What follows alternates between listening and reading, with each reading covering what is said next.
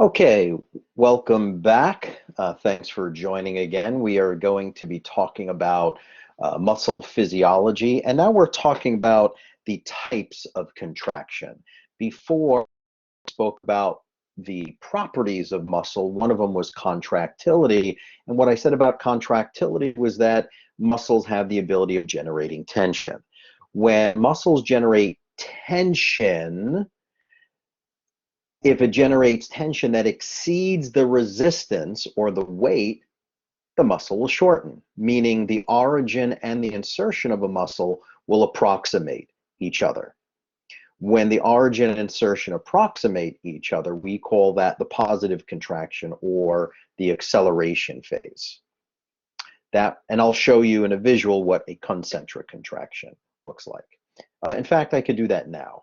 So here on the left, we see that this young man's arm or forearm was down here holding this book, but his bicep brachii generated enough tension to overcome the load, to overcome this resistance. He generated the force, it transmitted the force to the tendon, which attaches to the radius, and when it overcame, the origin, which is up here, and the insertion, which is down here, approximated each other.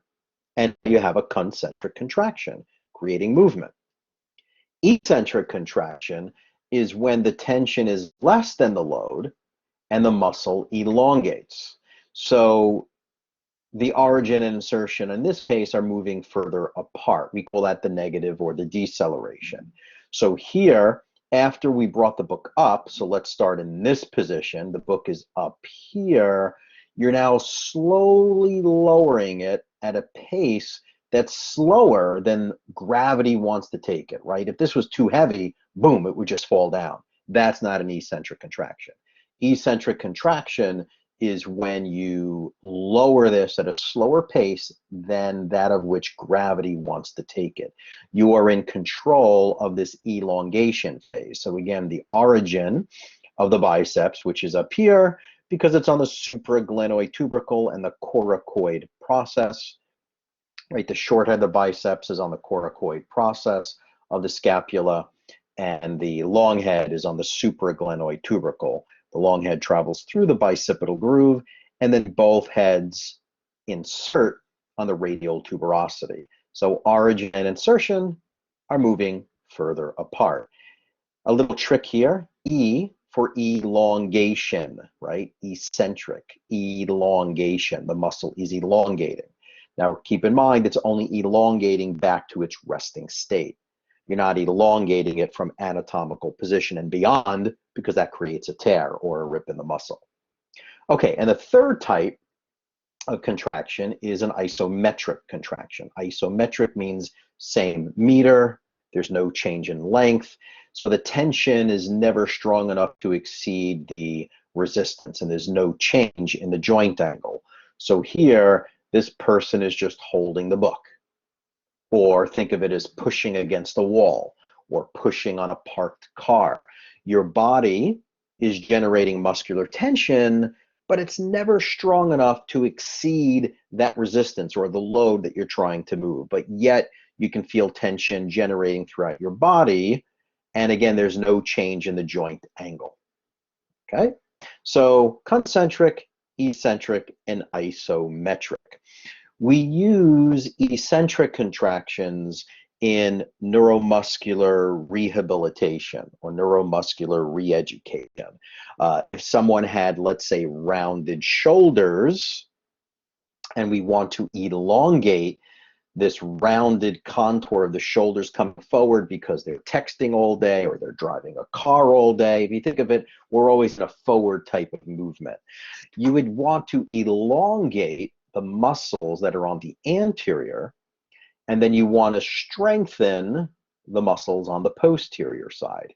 So you would eccentrically elongate your pectoralis major, and then concentrically strengthen the rhomboid minor, rhomboid major, and middle traps that are going to keep the scapula adducted or retracted. That brings the shoulders back. Okay, So eccentrics and concentrics are used in therapy. It's just really important that the shortened muscle must be elongated first. So the anterior muscle needs to be eccentrically elongated first. Once that happens, the posterior muscles are now ready to be shortened and strengthened. So again, you would eccentrically elongate the short muscle first, and then second, you would strengthen concentrically, shortening the posterior muscles. That's the proper way of doing neuromuscular education. Now, you heard me use the word origin and insertion before. So let's take a look at some of the terminology that you'll be hearing when you study muscles. When you look at muscles, you'll have to know where they begin and where they end. So where they begin is known as the origin, and where they end is the insertion. Now, where they begin as the origin is usually the part of the body that is staying still, and it's usually more proximal, whereas the insertion is the part that's moving, and it's usually more distal. So if we go back here and we look at the biceps, the origin was more proximal and it is staying still. The insertion is on the radius, it's more distal, and that's the part that's moving. Origin, insertion. Now, agonist, synergist, and antagonist. An agonist is the main muscle that provides the motion, whereas an antagonist is the opposite of the agonist. They have to be on opposite sides of the bone from one another. And a synergist is really a helper. It assists the agonist. So if we looked here and we said the biceps brachii is the agonist, or the primary mover or main mover for elbow flexion, what is the antagonist? Well, the antagonist would have to be on the posterior side. We would say the triceps brachii.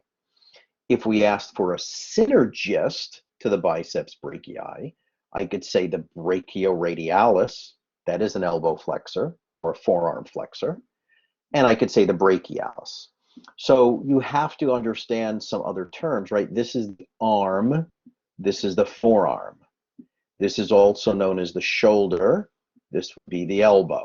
So if we said elbow flexion or forearm flexion, that looks like this. But if we said shoulder flexion, that would look like this. This is the shoulder or the arm flexing. If the arm went back, then we'd say shoulder or arm extension. Now, I have several videos that you should be reviewing in terms of understanding range of motion, and not just memorizing the terms, but actually demonstrating them and going through them, which is what I do for you. Okay, so origin, insertion, we know what they are. We know what agonist, synergist, and antagonist are. The last one is innervation. When you look at this word innervation, we see nerve, and innervation is the nerve supply to a muscle.